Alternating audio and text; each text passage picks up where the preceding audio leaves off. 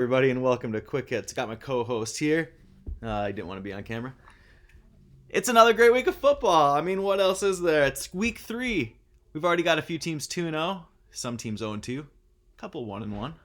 We're already rolling. Rivalry week, 2 weeks down, 2 weeks to go. Then we're going to really open up into the meat of the season. Let's take a look at the 5 things to watch for as we start week 3 of the Crack Kills League in earnest on this great Sunday.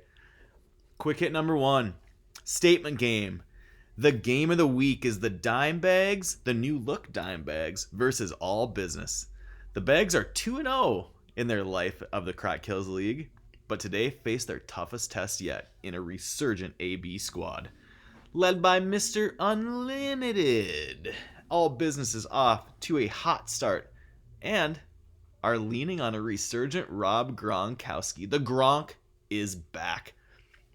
All Business is loaded at wide receiver. Leaned on Mike Evans last week. And probably will lean on him again this week as they are watching DeAndre Hopkins' sore ribs. The Bags rolling with 2 QBs. And the guy you're going to be watching is Tom Brady. The ageless one. The GOAT. Brady has been as good as ever through 2 games. 9 touchdowns in 2 games at the age of 44. Unprecedented. I don't want to hear any of this shit about Patrick Mahomes. I don't want to hear anything about anybody else. Tom Brady's 44 years old. Come on, guys. He's the best ever. What else do I got to say? The Dime Bags are second in scoring through 2 games, but today we'll see if they can keep it up. If All Business goes to 3-0. Or we'll see what happens. This could be a good one. Quick hit number 2. Another great game. The title game rematch between the 2-0 2020 champions Mean Genes and the host of the game today, the 1-1 Unfinished Business. The Denim lead the league in scoring, coming off a high score last week and look to start 3-0 in their title defense season. We've said it before, but it's a whole new squad for the Mean Genes, and they have responded accordingly. It's been the Cooper Kupp show for them. Kupp has been virtually unstoppable. Uncoverable, we'll mention it again for another Genes player here shortly, but the Genes really have to be happy with the Cooper Kupp draft pick.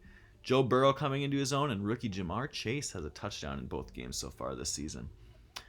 Meanwhile, Unfinished Business, we talked about him last week, but Kyler Murray is back and dealing. If you watch Kyler Murray in his first 2 weeks, he has been very fun to watch. We'll see if he can keep that up for UB. And who comes out on top of this one, if it's a rehash of the championship game last year, or if UB gets a little taste of revenge. Quick hit number 3, Basement Escape. It's a matchup of 0-2 squads as the highly trained Apes take on King Quon. Both started 0-2, and both in weak fashion. The Apes 12th, Quon 10th, respectively in scoring. The Apes, though, have to be happy seeing the real Aaron Rodgers come back this week. But at the same time, a tinge of nervousness. Will it hold up? Rodgers looked great last week, but Aaron Jones had a lot to do with that. We'll see if he keeps it up this week. Quon needed performance starting in the backfield, namely Ezekiel Elliott. Zeke got a touchdown last week and hit double figures.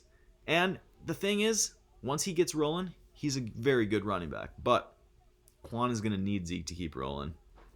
Of course, the loser goes to 0-3. And this is some early trouble, but with a 17-game season on the horizon, it's anybody's season. And even an 0-3 team can easily turn things around. Quick hit number 4. QB concerns. Maybe on one side more so than the other, but as Shittown takes on the Cops, both teams will be looking from within. Town led by Patrick Mahomes, who had a pretty good game last week, but came out the loser. And we'll see if Mahomes can come back. He surely will be playing with a bit of a chip on his shoulder today. Mahomes-Hill connection has been very good for Shittown, and they'll hope that it happens some more today. The Cops are still getting settled. Josh Allen has not been as good as his 2020 start, throwing 3 touchdowns to 1 interception over the 6 touchdowns, 0 interceptions he had through 2 games last year. But the Cops are going to lean on Allen no matter what. They did burn a bunch of money in free agency last year, and their 2 high-profile free agency signings are both on the bench today, so maybe they learned a little something. If the Cops can win this one, they will even the all-time series at 7-7, so they are playing for a little bit of something today. Quick hit number 5. Broken Kamara. No Comment kept Alvin Kamara with the number 1 pick this year, thinking of another big year like they had in 2020, but it hasn't been off to a great start. Kamara did hit double figures in week 1, but only had 5 points on under 30 yards from scrimmage last week. The no comment running back bench is very shallow and maybe not something to lean on. NC, though, loaded at wide receiver, so Kamara is the guy that they're going to need to rely on. They'll need a breakout game from him today. No comment also sets it 0-2, and a tough test today against the Tinfoil Kings, who are 1-1. We'll see if NC can get something out of Kamara, or whether they might be shopping him after this week. Finally, the player to watch, and there's going to be 2. We're watching the tight end matchup. Unfinished business versus the Mean Genes. On one side, you got Travis Kelce. Future Hall of Famer, unstoppable, uncoverable, has a ring. I mean, Kelce, I think you could make an argument he's the best to ever do it. There's others in the conversation, but he's up there. On the other hand, you've got long-haired TJ Hawkinson for unfinished business. Hawkinson was set up as a breakout candidate this year, and he has answered the bell. The Hawk. 2 touchdowns in 2 games. We'll see if he can keep that up. Of course, TJ Hawkinson started his career on the Mean Genes, so I'm sure he'll be meeting with some of the organization today and reliving that rookie year where he had a huge opening game and didn't do much afterwards. But we'll see which tight end comes out on top and whether it's a sign of things to come for the future.